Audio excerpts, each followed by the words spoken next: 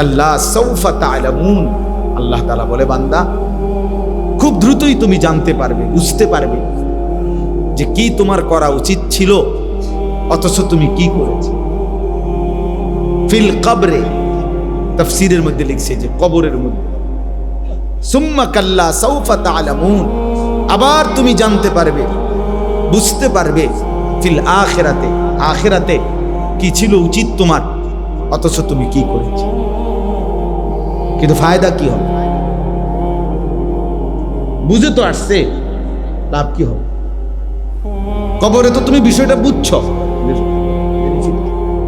সেই বুঝের লাভ কি?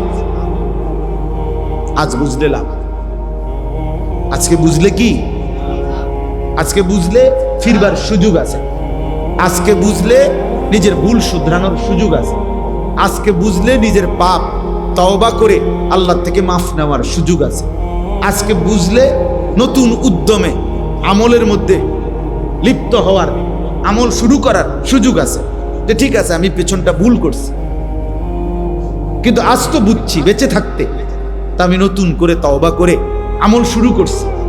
ইল্লা মান তাবা ওয়া আমানা ওয়া আমিলা সালিহান, আল্লাহ বলছে যে তওবা করলো, আমারে বিশ্বাস করলো, নতুন করে আমল শুরু করলো, আমি আল্লাহ ওয়াদা দিলাম তার পিছনের সব গুনাহ আমি আল্লাহ তাআলা মুছে তো দেবই, ওই গুনার পৃষ্ঠাগুলোতে নেকি লিখে দেব।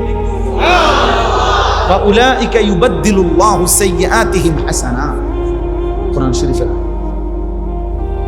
গুনার পৃষ্ঠায় নেকি লিখে দেব। এই জন্য নওজোয়ান এটা বুঝতে শেখো, বাবা আপনিও বুঝতে শেখো। 60 বছর বয়স যার, আপনি বুঝেন পিছনের হায়াতের দিকে 1 মিনিট চোখ বুলান, চোখ বুলান।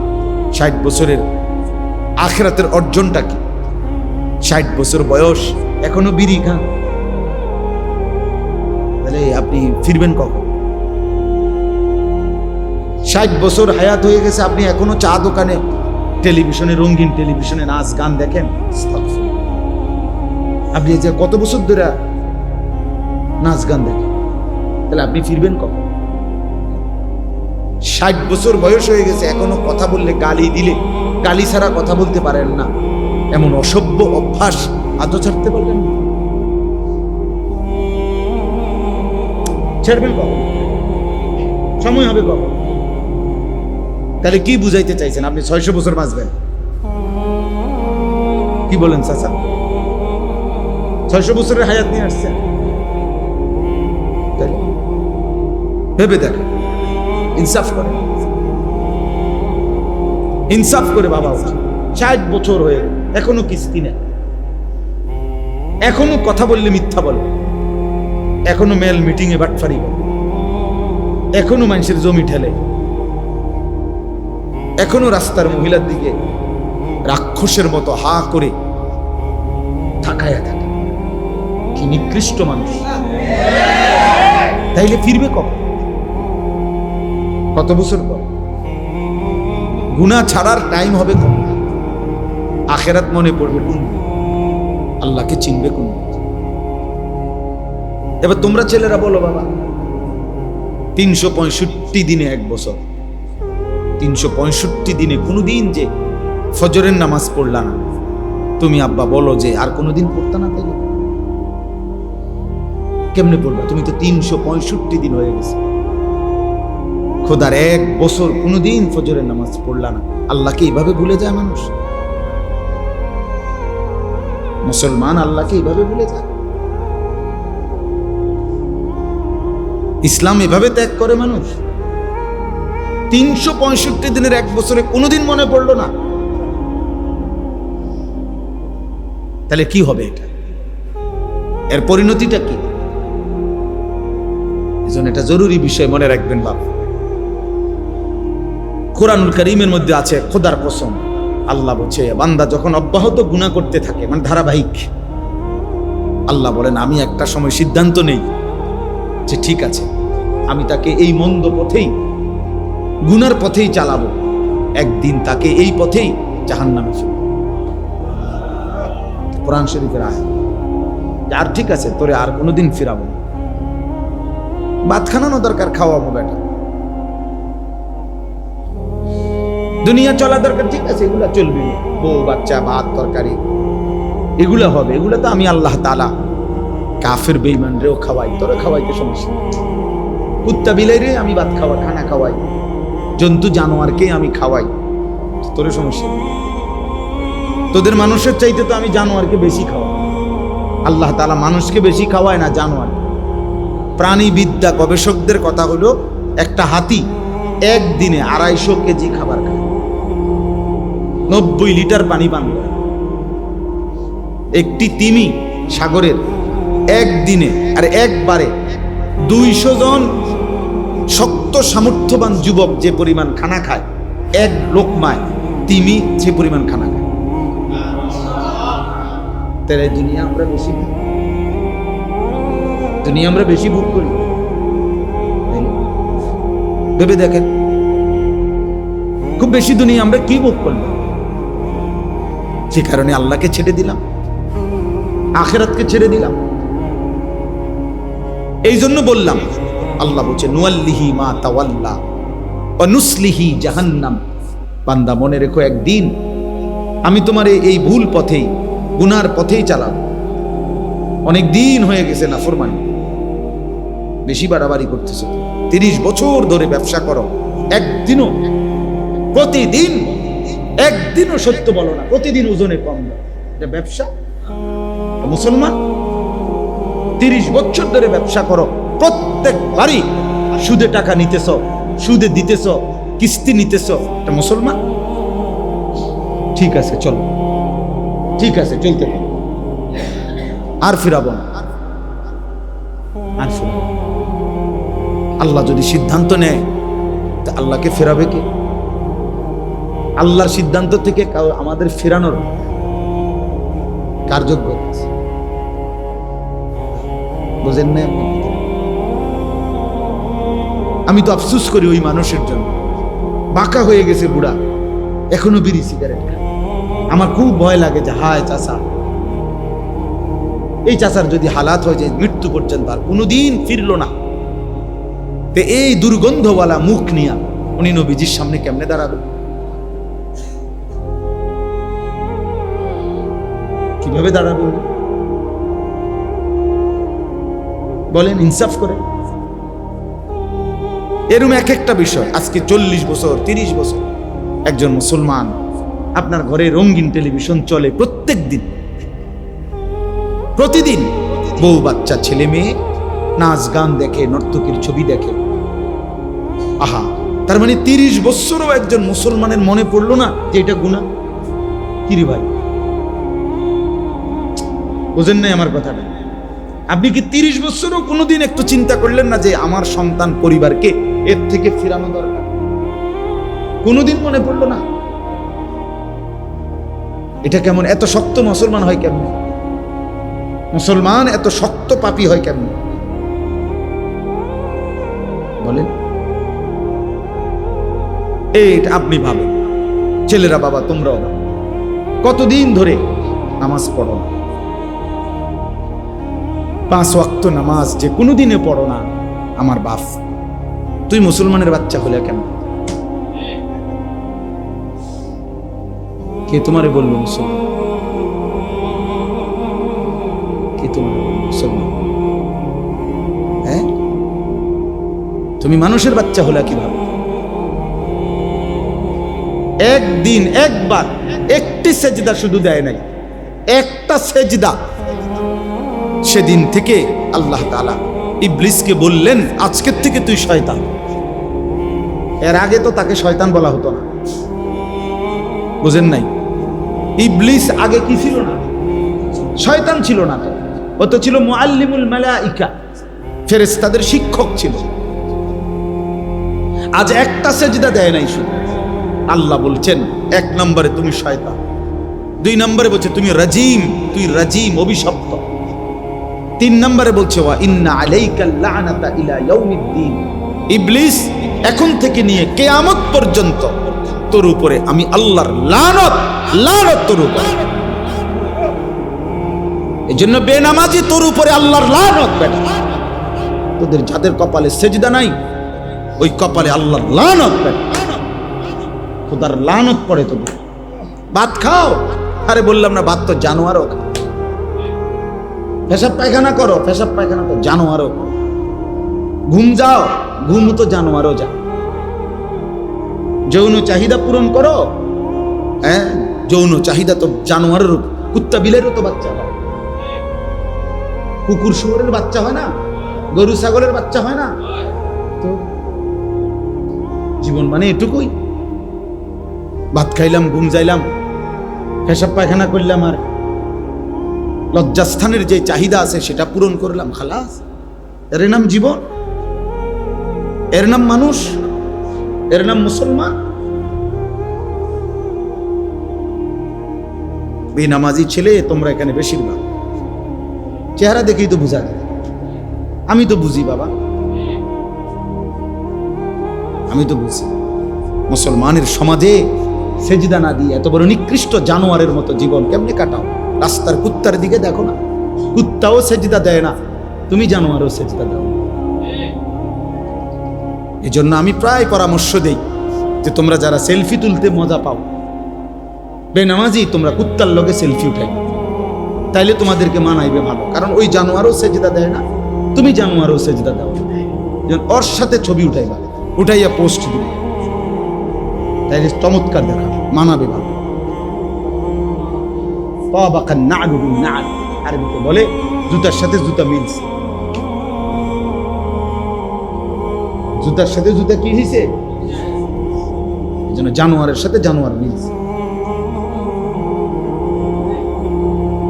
ঠিক হওয়ার দরকার নেই আমার, আমি ঠিকের জন্য অপেক্ষা।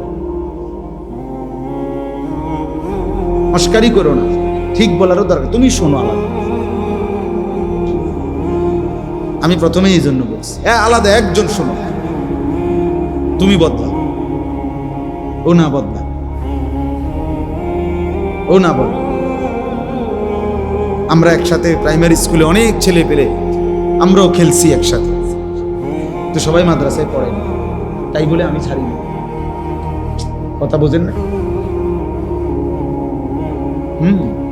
আমাদের সমবয়সী অনেকে বিদেশ গেছে, আমাদের সমবয়সী অনেকে অনেক কাজ করছে, করতেছে আলহামদুলিল্লাহ। তাহলে আমার কথা হলো, আমি বন্ধুদের সাথে ভাইসা যাইতে হবে, সমবয়সীদের সাথে ভেসে যাইতে হবে, এটা ঠিক না বাবা। তুমি কমপক্ষে, আমি আলাদা আলাদা ভাবে ভাবা দরকার, ভাবা দরকার। এই জন্য আমরা বললাম যে একজন মুসলমান, আমি যে কথাটা বলছি এটা সবচেয়ে বড় ভয়ের কথা হলো, আল্লাহ বলছে আমার কোন বান্দা যখন ধারাবাহিক নাফরমানি করে, আমি আল্লাহ একটা সময় সিদ্ধান্ত নেই, পরে আর ফিরাবো। ওয়ালা তাকুনু কাল্লাযীনা নাসুল্লাহ ফাআনসাহুম আনফুসাহুম উলাইকা হুমুল ফাসিকুন। রব্বুল আলামিন বলে, মুমিন হে ঈমানদার, আমি আল্লাহকে এই পরিমাণ ভুলে যেও না। যদি আমারে বেশি দিন ভুলে যাও, আমি আল্লাহ একদিন তোমার নিজেকেই তোমার থেকে ভুলিয়ে দেব, তোমার আত্মপরিচয় তোমাকে ভুলিয়ে দেব, তুমি যে মুসলমান এ কথা ভুলায় দেব, তোমার যে কবর আছে এটা তোমাকে আমি ভুলিয়ে দেব, তোমার যে আখিরাত হবে এটা তোমাকে আমি ভুলিয়ে দেব, তোমার যে হাসরের বিচারের ময়দান হবে এটাই তোমার থেকে আমি ভুলিয়ে দেব। আর কোনোদিন মনে পড়বে না, মনে পড়বে শুধু জীবন মানে খাও, ঘুমাও, ফুর্তি করো, নাচো, গাও, জীবন শুধু লাইফ, দুনিয়ায় ভোগ করো। কোরআনুল কারীমে আছে, আল্লাহ বলেন কাফের বেঈমানদের কথা, এটা মা হিয়া ইল্লা হায়াতুনাদ দুনিয়া। আল্লাহ বলে সমস্ত কাফের বেঈমানের কথা হলো জীবন মানে শুধুই দুনিয়া। জীবন মানে নামুতু ওয়া নাহইয়া, কেউ মরবে কেউ বাঁচবে, হ্যাঁ কেউ মরবে কেউ বাঁচবে, খালাস। এই যে অনেক বিভিন্ন রকমের অ্যাক্সিডেন্ট, বিপদ, দুর্ঘটনা হলে অতি বুদ্ধিজীবী যারা, তারা এগুলা বলে প্রাকৃতিক দুর্যোগ, এগুলো প্রকৃতিতে হতেই পারে, এ নিয়ে ঘাবড়াবার কিছু নেই, এগুলো প্রাকৃতিক দুর্যোগ। এরকম হবে ঘূর্ণিঝড়, জলোচ্ছ্বাস, টর্নেডো, সাইক্লোন, মহামারী, বন্যা, দুর্ভিক্ষ, মহামারী হতেই পারে, এগুলো প্রাকৃতিক দুর্যোগ। অথচ কোরআনুল কারীমের মধ্যে আছে, আল্লাহ বলছে বান্দা এগুলো আযাব, আর কেন দেই আমি? লাআল্লাহুম ইয়ারজিউন, আল্লাহ বলছে আমার বাকি বান্দাগুলো যেন আমার এই আযাবের চিহ্ন দেখে গুনাহ ছেড়ে দিয়ে তওবা করে আমি আল্লাহর কাছে যেন ফিরে আসে, এই জন্য আমি আযাবের এই নমুনাগুলো মাঝে মাঝে দেখাই। প্রতি মিনিট, প্রতি ঘন্টা আমারও যায়, শ্রোতাদেরও যায়। তাহলে যেই ঘন্টা যায়, যেই নিঃশ্বাস যায়, আরবিতে বলে এটা আর কখনো লা ইয়াউদু আবাদান, সেই নিঃশ্বাস আর কখনোই ফিরে আসে না। তার মানে প্রতি সেকেন্ড, প্রতি মুহূর্ত এই পৃথিবীতে আর কারো জন্যই ফিরে আসে না। কাজে লাগাইলেও অথবা বরবাদ করলেও, একেবারে পৃথিবীতে কেউ যদি সর্বোচ্চ ভালো কাজও করে তারপরেও সে থাকবে না, সর্বনিকৃষ্ট মন্দ কাজও যদি কেউ করে তাও সে থাকবে না। এবং কোনো ঘন্টা, মিনিট, সেকেন্ড পৃথিবীতে আর ফিরে আসে, প্রত্যেক মুহূর্তেই নতুন নতুন। যেমন আজকে 4 আগস্ট 2025, রোজ সোমবার। তো ঠিক এই শিরোনাম পৃথিবীতে আর কোনোদিন হবে না। আগামী বছরও 4 আগস্ট হবে, সেটা 2026 সাল। আগামী সপ্তাহেও আবার সোমবার আসবে, কিন্তু সেটা 4 তারিখ, ধরেন সেটা 11 তারিখ, 4, 7, 11 তারিখ। তাহলে ঠিক হুবহু এই শিরোনাম আর হবে।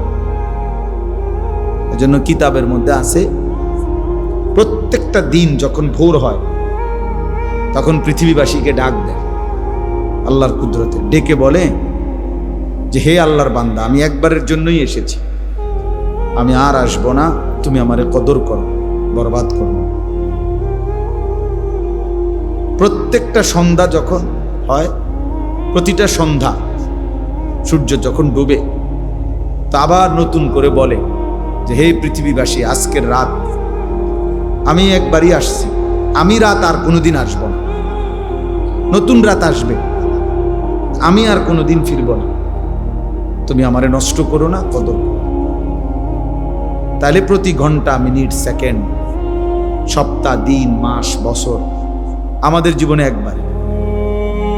একবার। ইমাম শাফিঈ রাহমাতুল্লাহ আলাইহি 4 মাযহাবের একজন ইমাম, জগৎ বিখ্যাত ফকিহ ছিলেন, মুজতাহিদ ছিলেন। তো ইমাম শাফিঈ রাহমাতুল্লাহ আলাইহি বলতেন, আল ওয়াক্তু সাইফুন, সময় হচ্ছে তরবারির মতো, ইন লাম তাকতাহু কাতাক, তুমি যদি সময়কে না কাটো তো সময় তোমাকে কাটতে কাটতে চলে যাবে। মানে হলো সময়কে কাটতে হয়, কাটতে হয় মানে ভাগ করতে হয়। আমি একটা পরিকল্পনা মিলাইতে হবে যে আমি নাস্তা খাবো কতক্ষণ, ঘুমাবো কখন, আমার বিশ্রাম কখন, আমার অফিস কখন, আমার চাকরি কখন, আমার ফজরের ওয়াক্ত কখন, আমার জোহরের ওয়াক্ত কখন। এই যে ভাগ করে করে ঘুমাইলাম তো ঘুমাইলাম, আর ওঠে না, বসে রইলাম তো বসেই রইলাম, আর শোয় না। এটা তো কোনো জিন্দিগি। রাতের 3টা বাজে গেছে, তুমি ঘুমাও না, আবার সকাল 10টা বাজে গেছে, তুমি ওঠো না। এটা তো একটা অপদার্থ জীবন, এটা তো একটা অপদার্থ ব্যক্তির জীবন, পাগল ছাগলের জীবন, যে যার জীবনের কোনো লক্ষ্য উদ্দেশ্য নেই, যার জীবনের কোনো হিসাব কিতাব। বরং তিনি বলেন যে বুদ্ধিমান সময়কে কাটে, ভাগ করে, আর কেটে কেটে ভাগ করছে। আমি আধা ঘন্টা এই জন্য, 2 ঘন্টা এই জন্য, 3 ঘন্টা আমার এই কাজের জন্য, এইভাবে ভাগ করে, রুটিন করে, যেটা আমরা রুটিন বলি। তো তিনি বলেন যদি তুমি সেই সময়কে ভাগ না করো তো সময় তোমাকে কাটতে কাটতে যে অবস্থাতেই তুমি থাকো, হাসো কিংবা কাঁদো, সুখে কিংবা দুঃখে, মূল্যায়ন করো আর অবমূল্যায়ন করো, সময় তোমাকে কাটতে কাটতে তোমার উপর দিয়ে চলে যায়। এটা সহজে বুঝার একটা উপায় হলো, রাত্রে যদি আমরা ঘুমাই, নীরব যখন হয় তখন দেওয়াল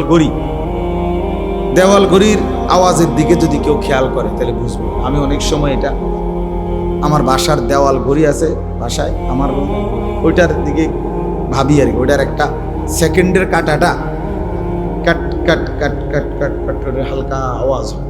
যখন চারিদিকে আওয়াজ বন্ধ, তো এই সেকেন্ডের কাঁটার আওয়াজটা শোনা যায়। তা আমি মনে মনে ভাবি যে এই যেন সেকেন্ড আমাকে কাটতে কাটতে কাটতে কাটতে আমার উপর দিয়ে চলে যাচ্ছে। তাহলে আমরা কিন্তু প্রত্যেকেই আমরা আমাদের জীবনে আমরা, তাহলে এই একটা কথা। 2 নম্বর কথা হলো আমাদের যে জীবনটা হায়াত, এটাই কিন্তু সময়। যেটা সময় এটাই হায়াত, যেটা হায়াত জীবন এটাই সময়। প্রত্যেকের জীবন প্রত্যেকের সময়, প্রত্যেকের সময়ই জীবন। অর্থাৎ যেমন আমার বয়স এখন 44 বছর, আমার হায়াত তো মানে কি এই পরিমাণ ঘন্টা মিনিট সেকেন্ডের সমষ্টি, এরই তো নাম 44 বছর। 24 ঘন্টায় একটা দিন গেছে, তো এমনি এমনি গুনতে গুনতে 44 বছর হয়েছে। বুঝেন নাই কথা? এক সপ্তাহে একটা সপ্তাহ গেছে, তো এমনি এমনি গুনতে গুনতে 44 বছর হয়েছে। 12 মাসের একটা বছর গেছে, তো এইটা গুনতে গুনতে তো কি হয়েছে? 44 বছর হয়েছে। এটাই তো হিসাব। তাহলে আমার জীবন মানে তো আমার এই সময়ের সমষ্টি, সময়ের হিসাব। এটাই আমার জীবন, এটাই আমার হায়াত। তাহলে ঘন্টা যায়, আমার হায়াত যায়। মিনিট যায়, মূলত কি যায়? আমার হায়াত যায়। একটা সপ্তাহ পার হইলো মানে কি পার হইলো? আমার হায়াত পার হইলো। একটা বছর পার হইলো মানে আমার হায়াত পার হইলো। এজন্য সময়টাই জীবন, জীবনটাই সময়টাই। এজন্য কোনো মানুষ গুরুত্ব দেখ আর অবহেলা করো, সময় নামের এই জীবনটা, হায়াতটা, এটা গলতেই থাকে, যাইতেই থাকে। এজন্য আমরা কিতাবে পড়ছি, বুজুর্গানে দিন বলছে, ওই আগের দিনে বাজারে বরফের বড় বড় চাকা বিক্রি করত, বরফের চাকা আর কি। এখন কমে গেছে, আগে ছিল এটা বেশি। তো বরফের চাকা যে বিক্রেতা বিক্রি করে, এটা তার একটা পুঁজি। মনে করেন সেইটা একটা চাকা, 10টা চাকা বরফের চাক কিনে আনছে বেচতুবিল্লা বাজারে মানুষের জন্য। তো এটাই তার পুঁজি, এখানে 300 টাকা সে পুঁজি খাটাইছে। তো তার পুঁজিটা এমন যে বুজুর্গানে দিন বলতেন যে বাজারে সবচেয়ে বেশি চিল্লায়, কাস্টমারকে ডাকে এই বরফ বিক্রেতা। কেন? কারণ তার এটা এমন একটা পুঁজি, যদি কাস্টমার কিনতে দেরি না করে, না নেয়, প্রতি সেকেন্ড যাচ্ছে মানে তার পুঁজি গলে যাচ্ছে।